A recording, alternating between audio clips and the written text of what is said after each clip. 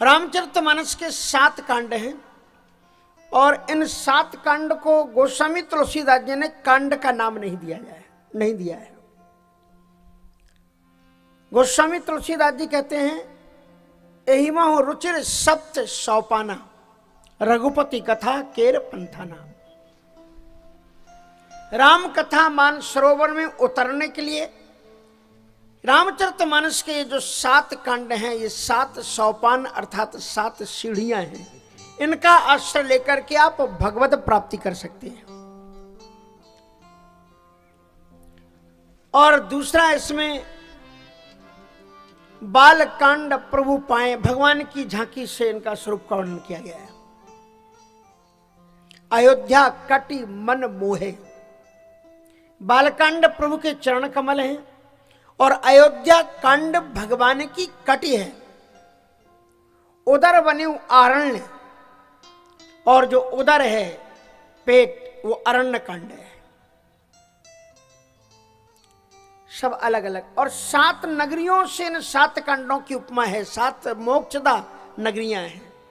जैसे 7 नगरियों में अगर आप जाएं तो मुक्ति की प्राप्ति होती है। अयोध्या, मथुरा, माया, काशी, कांची, अवंतिका और पुरी, द्वारावती चैव सप्तैते मोक्षदायका।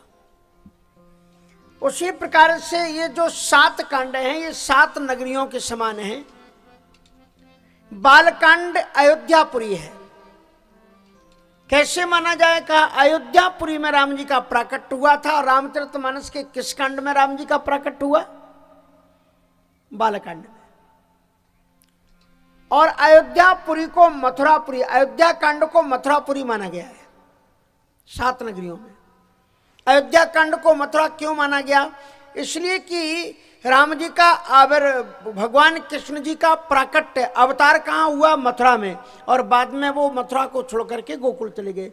उसी तरह से अयोध्या कांड में भगवान श्री राम जी का प्राकट हुआ अयोध्या में, लेकिन वो छोड़ करके बाद में अरण्य के लिए चले गए। इसलिए इसको मथुरा से उपमा दी गई है। अयोध्या, मथुरा, माया। माया मानी हरिद्वार। और जो अरण्य कांड है रामचरितमानस में, वो माया नगरी से उपमा है। माया मानी होता है डुप्लीकेट। जो यथार्थ है ऋतेर्थम यत प्रतीयेतो ना प्रतीयेत चात्मनि तद विद्यादात्मनो मायाम यथा भासो यथा तमः। जो है वो न दिखलाई पड़े और जो दिखलाई पड़ रहा है वो हो नहीं। यद्यपि मृषा त्यू कालमहु लेकिन भ्रम न सके को टार। इसलिए आप अरण्य कांड में आप देखोगे सब डुप्लीकेट काम है, सब नकली काम है। इसमें सबसे पहले जो कथा शुरू होती है तो सबसे पहले डुप्लीकेट कौन आता है? सुरपति सुतधर बायस वेशा सट चाहत रघुपति वाले देखा। और थोड़ा उससे और आगे चलो तो भगवान श्री राम जी मिथिलेश नंदिनी श्री किशोरी जी को कह देते हैं कि तुम पावक मोह करो निवासा, जौलग करो निशा चरनासा। रावण नकली सोना लेकर के आ रहा है तो हम सीता भी नकली देंगे। इसलिए सीता जी भी नकली है, डुप्लीकेट है। आगे बढ़ करके देखो तो जो रावण है तो कुछ और, लेकिन साधु का रूप धारण करते आता है, डुप्लीकेट है। मारीच को देखो वो है कुछ और, लेकिन स्वर्ण मृग बन करके आता है, डुप्लीकेट है। शूर्पणखा को देखो वो है कुछ और, लेकिन सुंदरी। इसमें पूरा माया का काम है। इसलिए अयोध्या, मथुरा, माया, हरिद्वार से इसकी उपमा दी गई है। हरिद्वार को माया क्यों कहा गया? क्योंकि वहां पर जब भगवान नारायण जो है ना, नर नारायण तपस्या कर रहे थे, तो वहीं पर इंद्र ने माया का विस्तार करके और उनके सामने रंभादिक आदि अप्सराओं को भेजा था। तो भगवान नर नारायण बड़े हंसे, का ये हमको माया दिखा रहा है, मायापति को माया दिखा रहा है। तो उन्होंने एक और अप्सरा प्रकट कर दी उर्वशी का, इसे तुम ले जाओ, तुम हमें माया दिखा रहे हो। इसलिए आप बद्रीनाथ धाम में कितने लोग गए हैं? आप में से जरा हाथ उठाओ। उर्वशी जी का कहीं पूजन किया आपने? नहीं किया? तो भैया कैसी यात्रा हुई, फिर जाना पड़ेगा अब आपको। हमारे साथ में कभी कथा हो वहां चलना। जब आप बद्रीनाथ धाम में बद्रीनाथ जी के दर्शन करने के लिए जाओगे तो वहाँ जो पंडे होते हैं कभी कभी अगर नहीं जानते तो पंडों को दक्षिणा दे दिया करो, बहुत कंजूस मत बना करो, बेचारे पंडा बैठे हैं तो उनको दे दो, वो बता देते हैं सब। अब आपका पैसा 200-400 रुपये लग जाए और आप 200-400 रुपये बचाने के चक्कर में 2-4 करोड़ क्या जीवन भर की बात रह जाए। जस्ट बगल में उर्वशी जी का मंदिर है, जो पूजन करवाते हैं वो पहले उर्वशी जी का पूजन करवाते हैं, क्योंकि उर्वशी भगवान की माया है, अप्सराओं में उनका नाम है। तो ये माया का उन्होंने विस्तार किया है और उन्होंने वहां हरिद्वार में माया उर्वशी इंद्र को दिए कि ले जाओ उसको तुम, उर्वशी की पूजा होती है इसलिए माया। तो अयोध्या, मथुरा, माया, काशी, चौथी नगरी है काशी। और चौथा कांड क्या है? किष्किंधा कांड।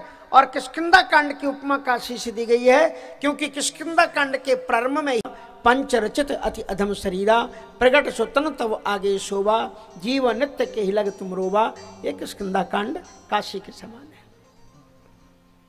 पांचवा सोपान क्या है? सुंदरकांड। और सुंदरकांड की उपमा दक्षिण भारत में एक नगरी है, मोक्षदा नगरी कांची। और कांची के दो भाग हैं, एक शिव कांची है और एक विष्णु कांची है। इसलिए जो सुंदरकांड है उसमें 60 दोहे हैं, उसके 30 कांड जो 30 दोहे हैं वो क्या है? शिव कांची है। और बाद के जो 30 दोहे हैं वो विष्णु कांची है, क्योंकि सुंदरकांड में 30 दोहे तक हनुमान जी का चरित्र चलता है, सीतान्वेषण आदि करते हैं 30 दोहे तक। और वहां पर उसके बाद में 30 दोहे के बाद में भगवान श्री राम जी को सूचना जब मिल जाती है तो राम जी प्रस्थान करते हैं लंका की ओर। तो वहां से फिर क्या है? ये विष्णु कांची है, पहले शिव कांची और फिर विष्णु कांची। छठवां कांड कौन सा है? लंका कांड। और छठवीं नगरी कौन है? उज्जैन। और उज्जैन के देवता कौन है? महाकाल। करालम महाकाल कालम कृपालम गुणागार संसार पारम नतोहम। और लंका कांड के प्रारंभ में ही महाकाल की स्थापना की जाती है। शंकर जी जय रामेश्वर दर्शन करही और ते तन तज मम लोक सधरही, जे गंगा जल आन चढ़ाई ते सहज मुक्ति न पाई। और वहीं पर कहा गया है उमा काल जास को दंड, भगवान श्री राम जी का कोदंड जो है ना वो काल है साक्षात। और उस सल में महाकाल की लीला है और इसलिए वहां पर विनाश होता है। भगवान शंकर जी संहार के देवता हैं और लंका कांड में संहार चलता है। तो 7वां कांड कौन सा है? उत्तरकांड। और 7वीं नगरी क्या है? द्वारका।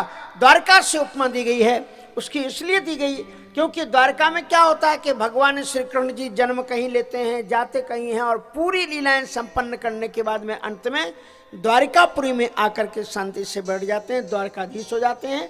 उसी तरह से भगवान श्री राम जी प्रकट लेके अरण्य में तमाम रामेश्वरम तक जाकर के लंका तक पहुंच करके सब संहार करने आदि के बाद में आकर के उत्तरकांड में राज्य गद्दी पर अभिषिक्त हो जाते हैं। इसलिए उत्तरकांड की उपमा द्वारिकापुरी से दी गई है। 7 कांड हैं, 7 कांड की उपमा। इसके प्रारंभ में भगवान शंकर जी का मंगलाचरण है, क्योंकि आप ध्यान रखना दुनिया में किसी भी देवता की पूजा होती है लेकिन किसी भी देवता के परिवार की पूजा नहीं होती। राम का दरबार पूजा जाता है, परिवार नहीं पूजा जाता। श्री कृष्ण जी का परिकर पूजा जाता है लेकिन परिवार नहीं पूजा जाता। परिवार अगर किसी देवता का पूजा जाता है तो केवल शंकर जी का परिवार पूजा जाता है। यस्यांके च विभाति भूधर सुता देवापगामस्तिके भाले बाल विधुर गले च गरलम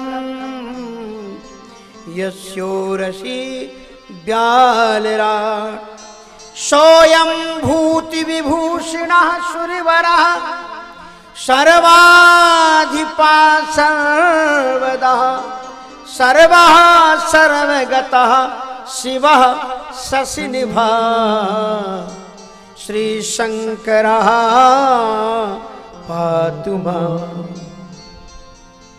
ये भगवान शंकर जी का वंदन है। यह शंकेच विभाति भूधर सुता, जिनकी गोद में कौन है? भूधर सुता अर्थात पार्वती, पार्वती मानी श्रद्धा है, उनकी गोद में श्रद्धा विराजमान है। यशांके च भवाति भूधर सुता देवा पगा मस्तके, और मस्तक में क्या है? गंगा है। ये गंगा क्या है?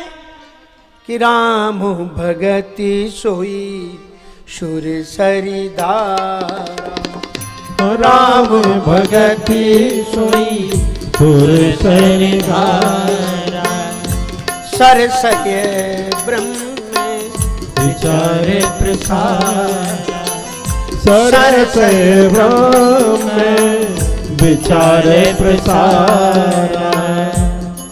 तो शंकर जी हैं खुद विश्वास, और उनकी गोद में बैठी हुई है श्रद्धा, और मस्तिष्क में है भक्ति। ये चीजें होनी चाहिए, विश्वास हो, श्रद्धा हो और भक्ति हो, और भाले बाल विधुर गले च गरलम, और फिर भाल में बाल विधु है, उसमें अमृत है, अमृतत्व भरा हुआ है।